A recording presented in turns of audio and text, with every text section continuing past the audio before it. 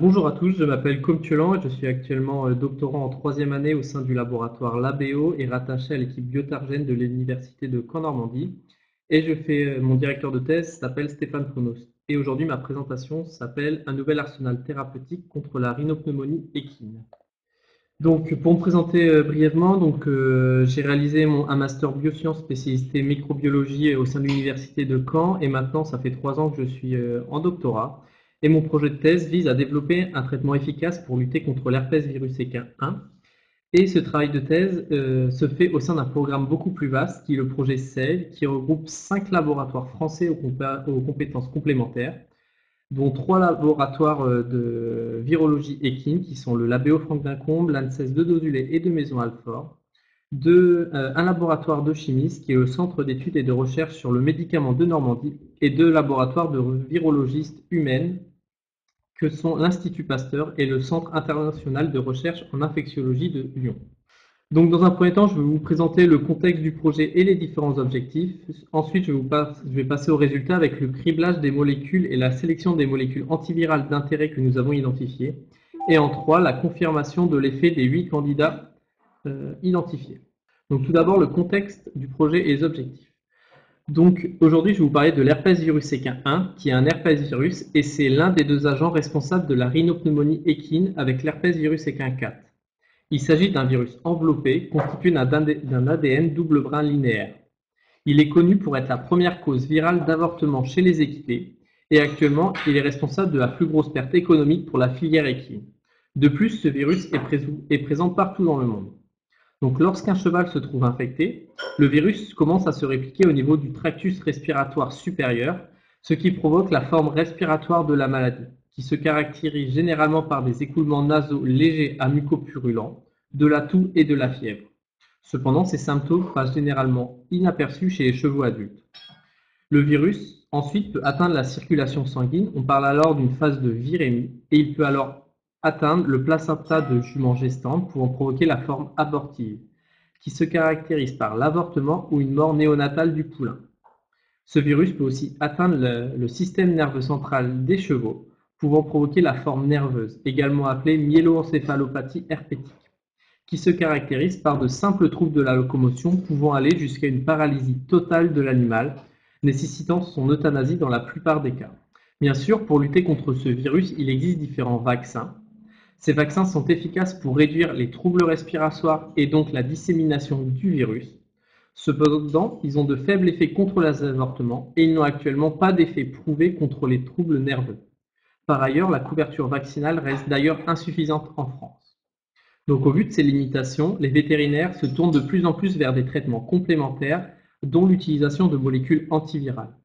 Cependant, l'arsenal thérapeutique est vraiment limité contre l'herpès virus équin 1 et aucune molécule ne possède d'autorisation de mise sur le marché dans l'espèce équine. C'est pourquoi il est important de développer ou de repositionner des molécules efficaces contre ce virus. Et notre approche a été de développer un système efficace pour pouvoir cribler un grand nombre de molécules contre ce virus afin d'identifier les molécules les plus efficaces. Donc, je vais maintenant vous présenter les résultats. Donc, l'outil de criblage que nous avons décidé d'utiliser est le système X-Intelligence. Donc, c'est un système complexe qui allie la microélectronique et la biologie cellulaire. Donc, pour cela, nous utilisons des plaques de culture 96 puits cotées avec des microélectrodes en or qui sont cotées au fond des puits. Et le système X-Agent est capable de mesurer le flux d'électrons qui passe entre ces électrodes. Et la présence de cellules adhérentes modifie ce flux d'électrons qui est toujours et ce flux d'électrons du coup modifie ce flux d'électrons et modifie donc l'adhérence des cellules et donc l'impédance cellulaire. Et l'impédance cellulaire est toujours représentée sous forme graphique. Donc le système X-Agent est donc une méthode non invasive et très sensible et qui permet, dans notre cas, de suivre 6 plaques 96 puits de façon indépendante. Donc on peut donc tester un grand nombre de molécules simultanément contre notre virus. Donc dans un premier temps, nous avons cherché à voir si le système X-Agent était capable de suivre en temps réel l'infection de notre modèle cellulaire des cellules équinodermiques par l'herpès virus équin 1. Et voilà les résultats obtenus avec le système X-Agent. Donc vous avez un graphique qui représente le cell index normalisé, donc c'est les valeurs d'impédance au cours du temps. avec la courbe rouge qui représente les valeurs d'impédance des cellules contrôle. Donc elle augmente constamment au cours du temps, ce qui signifie que les cellules sont en bonne santé. Et la courbe rose qui reflète les valeurs d'impédance des cellules infectées. Et comme vous pouvez le voir, cette courbe chute à partir de 24 heures post-infection et atteint une valeur nulle 48 heures post-infection. Et ce qui signifie qu'on a une destruction de notre tapis cellulaire induite par notre virus. Et comme ce système le système X-Agent n'est pas spécifique, nous avons confirmé nos résultats par quantification du nombre de copies génome d'herpès virus EK1 dans le surnageant. Et comme vous pouvez le voir, nous avons pu observer une augmentation significative de ce nombre de copies au cours du temps. Et cette augmentation est inversement proportionnelle à la diminution du cell-index.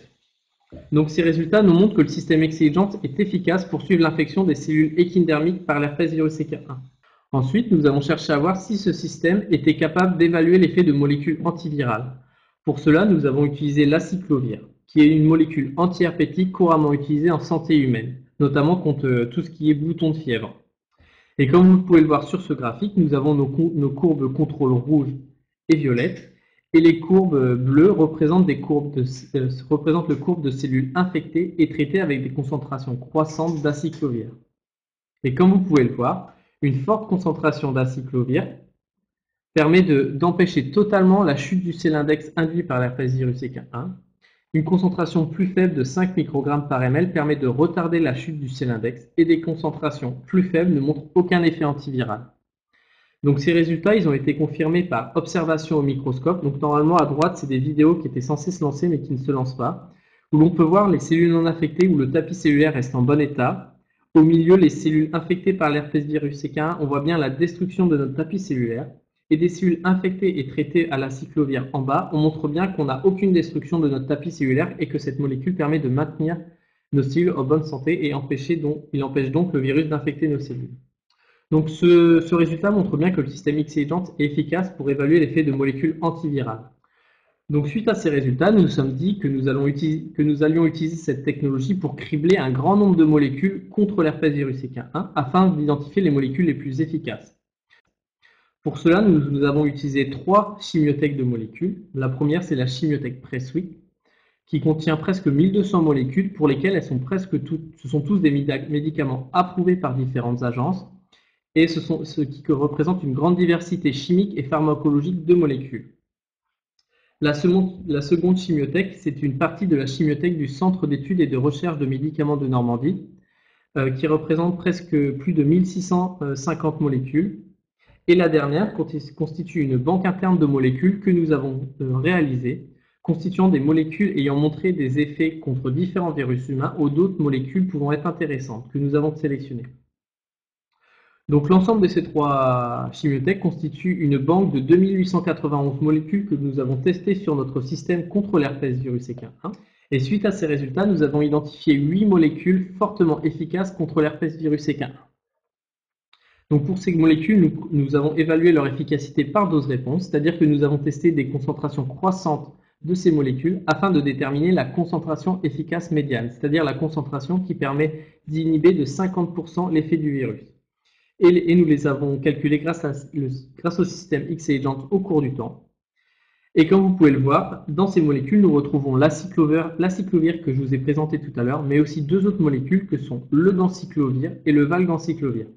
Donc le ganciclovir, c'est un analogue de l'aciclovir qui est également couramment utilisé en santé humaine contre des infections à herpès virus. Et le valganciclovir constitue en fait la prodrogue du ganciclovir qui permet au ganciclovir d'être plus actif par administration orale. Donc ensuite, nous avons essayé de voir comment nous pouvions confirmer l'effet de nos molécules identifiées in vitro. Nous avons tout d'abord testé l'effet de nos 8 candidats sur 3 modèles cellulaires, qui sont les cellules équinodermiques, les cellules rénales d'embryons équins et des cellules rénales de lapin. Et sur ces 3 modèles cellulaires, nous avons déterminé les concentrations efficaces médianes de chacune de nos molécules, et ce sont les résultats que je vous ai présentés sur ce graphique. Donc, ce sont les résultats présentés par qPCR sur ce graphique, donc par quantification des charges virales, mais nous avons obtenu les mêmes résultats par mesure d'impédance métrie avec le système X-Agent.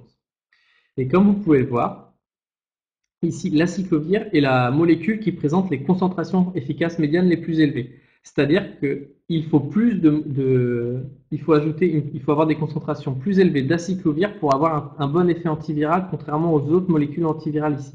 Donc en fait, plus le C50, la concentration efficace médiane est faible, plus la molécule sera efficace. Donc ici, l'acyclovir est la molécule qui présente les plus fortes concentrations efficaces médianes, donc ça correspond à la molécule la moins efficace. Et nous avons aussi la molécule F qui a montré une très bonne efficacité sur cellules équinodermiques, qui néanmoins ne montre pas d'effet sur des cellules rénales d'embryons équines et sur des cellules rénales de lapin. Ensuite, nous avons cherché à confirmer l'effet de nos 8 molécules contre 3 souches d'herpès virus équin 1 circulant en France et isolées par notre laboratoire. Et ces 3 souches présentent des mutations différentes au niveau de l'ADN polymérase. Donc nous avons évalué l'effet de ces 3 molécules et encore une fois, l'acyclovir est la molécule qui a présenté le moins bon effet et la molécule F n'a montré aucun effet antiviral. Pour conclure, suite au criblage de presque 3000 molécules, nous avons identifié 8 molécules qui étaient les plus efficaces in vitro contre l'herpès virus équin 1 et l'acyclovir est celle qui présente la plus faible efficacité. Le ganciclovir et sa prodrogue, le valganciclovir, font partie des molécules les plus efficaces dans toutes les conditions testées et ces résultats encourageants constituent une première étape nécessaire avant de pouvoir réaliser une étude in vitro de l'effet du ganciclovir ou du valganciclovir sur l'infection à herpès virus équin 1. Voilà, je vous remercie pour votre attention et si vous avez des questions, je serai ravi d'y répondre.